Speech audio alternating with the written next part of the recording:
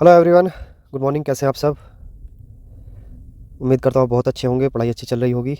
तो 3 क्लास हमारी हो चुकी हैं मध्य प्रदेश जीके की। ठीक है, चौथी क्लास आज है। 3 क्लास नहीं देखी हैं तो उन्हें देख लें, बहुत इंपॉर्टेंट क्लास है।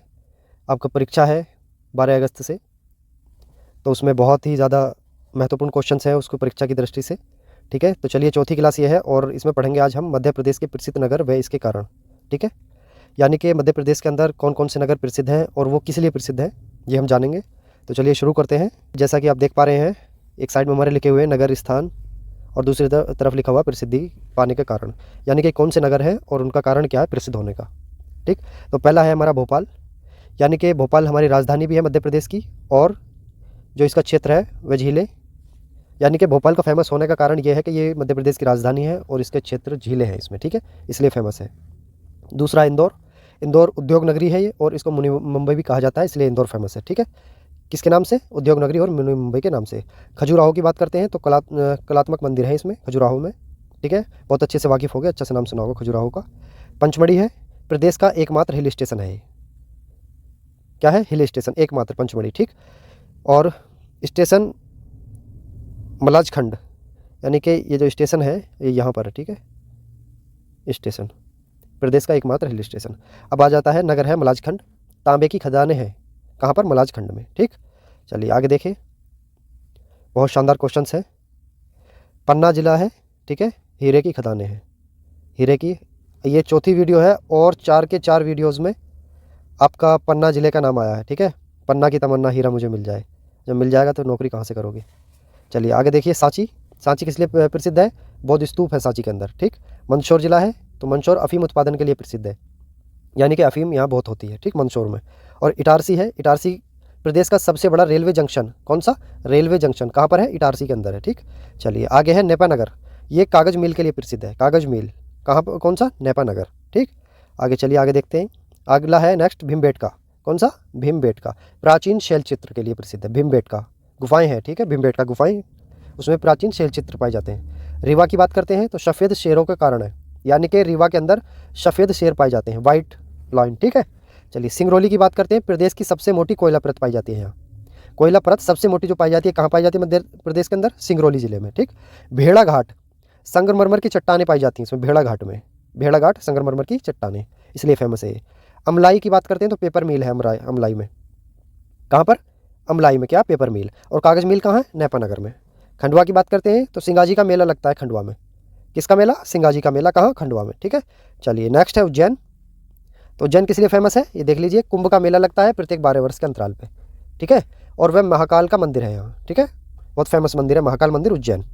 ओमकारेश्वर की बात करते हैं तो ज्योतिर्लिंग है यहाँ पर। ठीक, ओमकारेश्वर में, इसलिए फेमस है।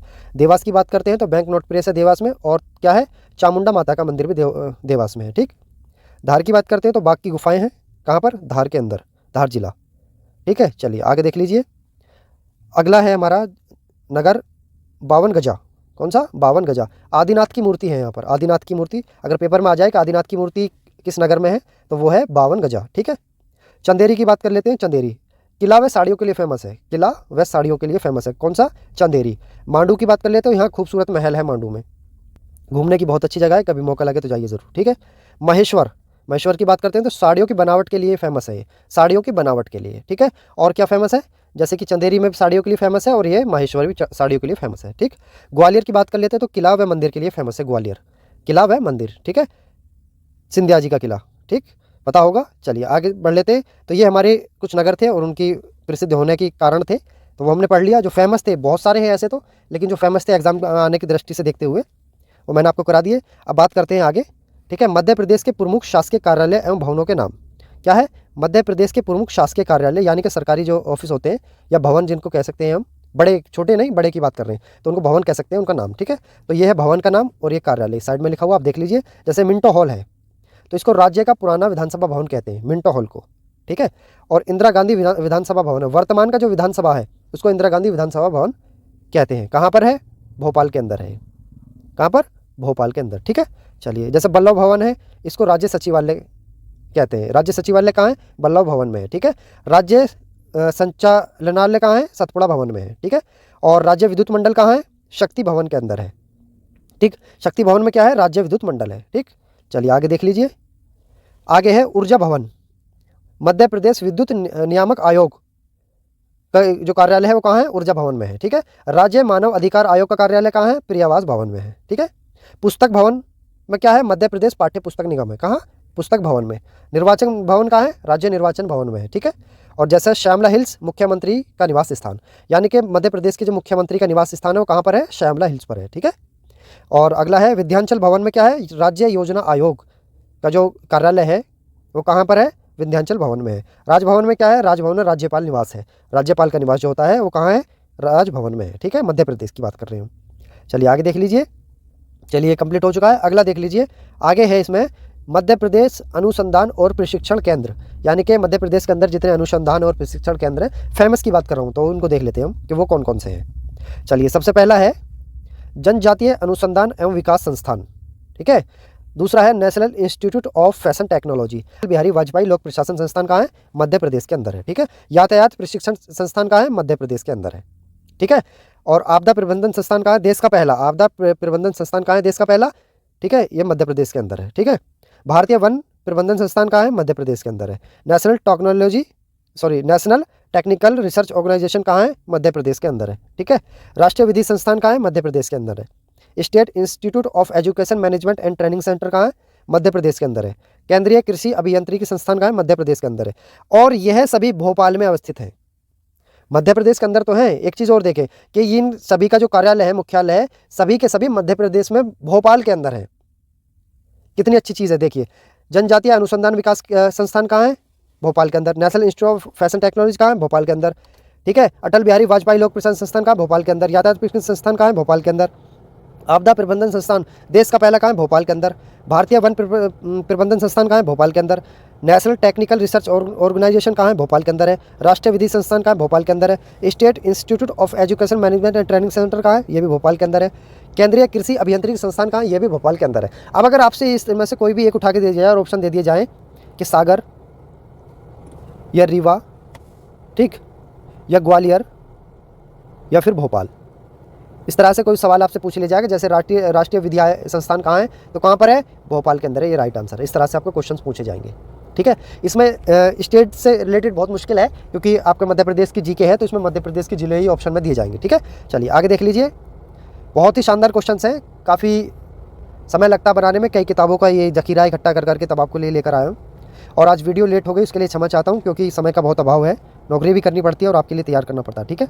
चलिए आगे देखिए, प्रमुख संगठनों संस्थानों के कार्यालय व मुख्यालय, यानी कि कौन से प्रमुख संगठन या संस्थान है और उनके कार्यालय मुख्यालय ठीक है, कहाँ है, क्या है। जैसे मध्य प्रदेश की राजधानी, ठीक, मध्य प्रदेश का सचिवालय, मध्य प्रदेश राज्य निदेशालय, मध्य प्रदेश निर्वाचन आयोग, मध्य प्रदेश अनुसूचित जनजाति आयोग, मध्य प्रदेश पिछड़ा वर्ग आयोग, मध्य प्रदेश राज्य अल्पसंख्यक आयोग। ठीक है। और आगे राज्य जैव विविधता बोर्ड, इको पर्यटन विकास बोर्ड, मध्य प्रदेश राज्य उद्योग निगम, मध्य प्रदेश लघु उद्योग निगम, मध्य प्रदेश औद्योगिक विकास निगम, मध्य प्रदेश वस्त्र उद्योग मंडल, मध्य प्रदेश माइनिंग कॉरपोरेशन, मध्य प्रदेश खादी एवं ग्रामोद्योग बोर्ड। और आगे क्या है, आगे है मध्य प्रदेश निर्यात निगम, मध्य प्रदेश हस्तशिल्प विकास निगम, और मध्य प्रदेश महिला वित्त एवं विकास बोर्ड, मध्य प्रदेश राज्य समाज कल्याण बोर्ड, मध्य प्रदेश पिछड़ा वर्ग तथा अल्पसंख्यक आयोग, मध्य प्रदेश राज्य खनिज निगम, मध्य प्रदेश कृषि विभाग विपणन बोर्ड। अब ये सब इनके जो वो है, क्या बोलते हैं, कार्यालय, जो कार्यालय से संबंधित है हमारा, प्रमुख संगठनों संस्थानों के कार्यालय मुख्यालय कहाँ है। देखिए इतने सारे प्रमुख संगठन संस्थान हैं, इनके सबके जो कार्यालय हैं सभी भोपाल में है। ठीक है। कितनी अच्छी चीज़ है, सबको एक जगह इकट्ठा कर दिया। अब आप इनको पढ़ लें और दिमाग में रख लें कि सभी का सबके कार्यालय कहाँ है, भोपाल के अंदर है। ठीक है। बहुत अच्छी चीज़ है। आगे देख लीजिए, प्रमुख जलप्रपात की बात करते हैं मध्य प्रदेश के अंदर, प्रमुख जलप्रपात। ठीक है। प्रमुख जलप्रपात जैसे कपिल धारा जलप्रपात है, वो अमरकंटक में है और नर्मदा नदी के तट पर, नर्मदा नदी पर है। ठीक है। कौन सी, कपिल धारा जलप्रपात कहाँ है, अमरकंटक में है और नर्मदा नदी पर है, प्रमुख जलप्रपात। धुआंधार जलप्रपात कहाँ है, जबलपुर में है और ये भी नर्मदा नदी पर ही है। ठीक है। दुग्ध धारा जलप्रपात कहाँ है, अमरकंटक में है और ये भी नर्मदा नदी पर ही है। मंदार जलप्रपात कहाँ है, खंडवा में है और ये भी नर्मदा नदी पर ही है। ठीक है। भालकुंड जलप्रपात कहाँ है, सागर में है और ये बीना नदी पर है। कौन सी नदी पर है, बीना नदी पर है। केवटी जलप्रपात कहाँ है, रीवा के अंदर है और महाना नदी पर है। ठीक है। बहुत शानदार क्वेश्चन है, एग्जाम में इसी तरह क्वेश्चन आते हैं और आने की, इन्हीं क्वेश्चन आने की बहुत बहुत ज़्यादा संभावना है। Very very most important question है। चचाई जलप्रपात रीवा में है और बीहड़ नदी पर है। पाताल पानी जलप्रपात कहाँ है? इंदौर के अंदर है, ठीक है। पांडव जलप्रपात कहाँ है? पन्ना में है और कैन नदी पर है, ठीक है। अप्सरा जलप्रपात कहाँ है? पंचमढ़ी में है, ठीक। रजत जलप्रपात कहाँ है? पंचमढ़ी में है। और डचेस फॉल कहाँ है? ये पंचमढ़ी में है। देखिए बहुत सारे हैं, लेकिन जो बहुत ज़्यादा फेमस है, जिनके आने की संभावना बहुत ही ज़्यादा अधिक है पेपर में, मैं ना केवल और केवल उसको कराया है। कई बुकों से ये सब मैंने इकट्ठा किया है और PDF तैयार की है। ऐसे किसी भी बुक को अगर आपको एक उठा लोगे तो उसमें नहीं मिलेगा, ठीक है। बहुत सारा जखीरा इधर से उधर करके आपको लेकर आया हूँ। और यकीन मानिए इतनी मेहनत आप नहीं कर रहे होगे जितनी आपके लिए मैं कर रहा हूँ, ठीक है। तो थोड़ा सा आप और ज़्यादा अच्छी से अपनी तैयारी करें। 12 तारीख से आपका एग्ज़ाम है, ठीक है। और एक खास अनाउंसमेंट आपके लिए है कि मैं 2000 क्वेश्चंस की सीरीज़ लेकर आ रहा हूँ, जिसमें केवल और केवल मैं स्टैटिक जीके आपके लिए कराऊंगा। 2 से 3 क्वेश्चन, कितने क्वेश्चन? 2 से 3 क्वेश्चन आपके पेपर में आने की संभावना है स्टैटिक जीके से, ठीक। और इसी में आपके कई टॉपिक भी कवर हो जाएंगे, कई टॉपिक कवर हो जाएंगे और कई सब्जेक्ट भी आपके इसमें कवर हो जाएंगे, ठीक है। जो आपके लिए बहुत ज़्यादा फ़ायदेमंद होगा, बहुत ज़्यादा फ़ायदेमंद साबित होगा। और इसके बाद मैं विचार करूँगा कि मैं मैथ के कुछ ऐसे क्वेश्चंस जिनके आने की एग्ज़ाम में पॉसिबिलिटी 100% है, या तो बिल्कुल सेम या फिर उससे बिल्कुल रिलेटेड क्वेश्चंस, ठीक है। ऐसे मैं क्वेश्चन लगभग 150 से लेकर 200 क्वेश्चन के समथिंग मैं आपको मैथ में कराऊंगा। ये उन बच्चों के लिए रहेगा जिनकी ज़ीरो तैयारी है, ठीक है।